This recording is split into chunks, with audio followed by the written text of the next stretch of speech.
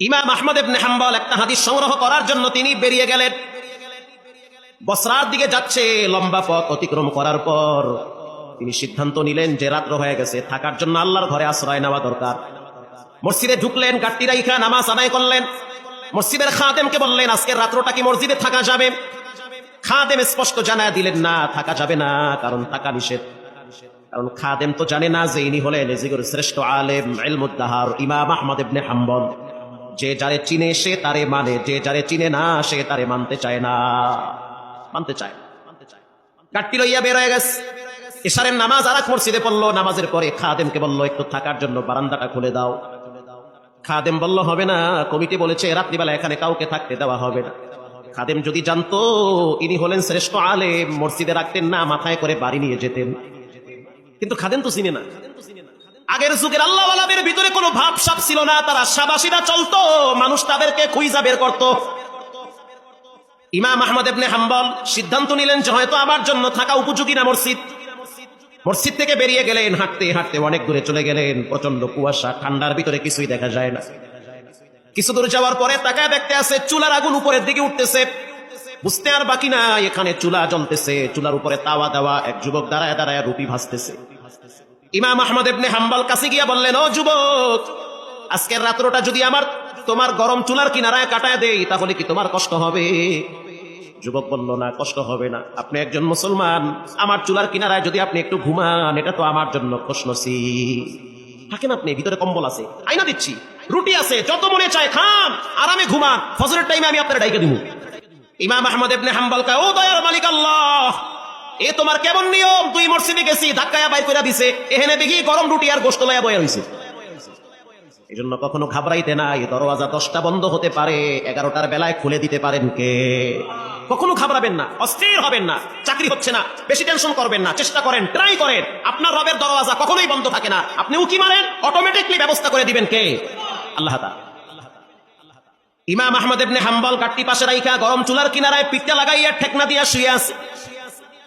আর যুবকের চেহারার দিকে তাকায়া দেখতেছে, নূর ঝলমল করতেছে, নিজের হাতে পরিশ্রম করতেছে, রুটি বেলতেছে। হাত দিয়া রুটি বেলে, জিব্বা দিয়া বাড়ি মারে, কি পরে কানটা লাগায়া শুনতেছে, জিব্বা লড়ায়া লড়ায়া পড়তেছে আস্তাগফিরুল্লাহ। এটা পড়তেছে। এটা কি মনে করছেন আপনি? 20 কোটি টাকা দিলে যে উপকার না হবে, এর চেয়ে বেশি উপকার হবে একবার যদি কেউ ইস্তেগফার করে। এটা আপনাকে তো হেলায় খেলায় আপনি এটা নষ্ট করতে আছেন। আবার শুনতে আছে, জিব্বা লড়াইয়া পরে আস্তাগফিরুল্লাহ, রুটি বেলতে আছে আর পরে আস্তাগফিরুল্লাহ, রুটি তাওয়ায় দেয় পরে আস্তাগফিরুল্লাহ। যে যারে চিনে সে তারে মানে, যে যার পরিচয় পায় সে তার জন্য পাগল হয়ে যায়। যে তার রবকে চিনছে, জীবন চলে গেল ফজরের টাইমে ঘুমায় থাকতে পারে না।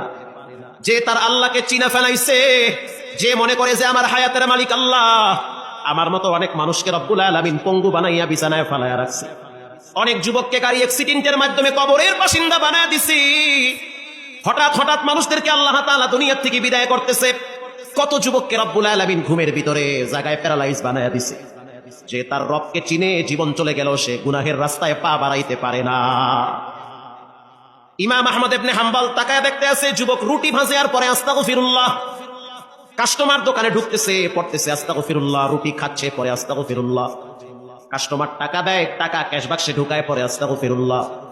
ইমাম আহমদ ইবনে হাম্বল আশ্চর্য হয়ে গেলেন, কৌতূহল বশত প্রশ্ন করলেন, এটা কোন তসবিহ, খালি আস্তাগফিরুল্লাহই পড়ে? এই যুবক, কি পড়ো রে ভাই? ভাই পড়ি আস্তাগফিরুল্লাহ, রব তুমি আমারে ক্ষমা কইরা দাও। এটা পড়িরা তুমি কতটুকু লাভবান হয়েছো? যুবক বলতে আছে, মুরব্বি শুনে নেন, আল্লাহ রাব্বুল আলামিন এই ইস্তিগফারের বরকতে আমার প্রত্যেকটা দোয়া কবুল করে নিয়েছে। আর আস্তে বাইতে গিয়ে কল সুবহানাল্লাহ। আপনি কি মনে করছেন সব দোয়া কবুল? আল্লাহ আমাকে মুস্তাজাবুদ দাওয়া বানায়া দিয়েছে। মুস্তাজাবুদ দাওয়া তাকে বলা হয় যার প্রতিটা দোয়া কবুল করেন কে? সব দোয়া কবুল। ইমাম আহমদ ইবনে হাম্বল গরমের শীতের দিন অস্থির হয়ে গেছে, বলে কি সব দোয়া কবুল? কিন্তু আফসোস, একটা দোয়া এখনো কবুল হয় নাই। কি সেই দোয়া? বলে আমার আব্বার মুখে শুনছি, যুগের শ্রেষ্ঠ আলেম ইমাম আহমদ ইবনে হাম্বল। আমার মনটা চায় যদি একবার তার সাথে সাক্ষাৎ করতে পারতাম, আমার দিলটা ঠান্ডা হয়ে যেত। আমি আমার রসুলকে দেখি নাই, হযরত আবু বকরকে দেখি নাই, ওমরকে দেখি নাই, উসমানকে দেখি নাই, দামি দামি কোন সাহাবীকে দেখি নাই, তাবিঈনকেও দেখি নাই। তবে আব্বার মুখে শুনছি যুগের শ্রেষ্ঠ আলেম ইমাম আহমদ ইবনে হাম্বল নাকি শ্রেষ্ঠ আলেম, শ্রেষ্ঠ বুজুর্গ। যদি একবার তারে পাইতাম হাতের সাথে হাতটা লাগাইয়া মুসাফা করতাম। ইমাম আহমদ ইবনে হাম্বল নিজেকে আর সামাল দিতে পারে না, এই চোখের পানি ছেড়ে দিয়া বলে, বাবা এই দোয়াটাও রব কবুল করেছে, তাকে খুঁজতে হবে না, তিনি তোমার চুলার কিনারায় দাঁড়িয়ে আছে। এজন্য রাসূলুল্লাহ বলেছেন ইস্তেগফার বেশি বেশি পড়ো, ইস্তেগফার পড়লে ক্ষমার দরওয়াজা খুলে দিবেন কে?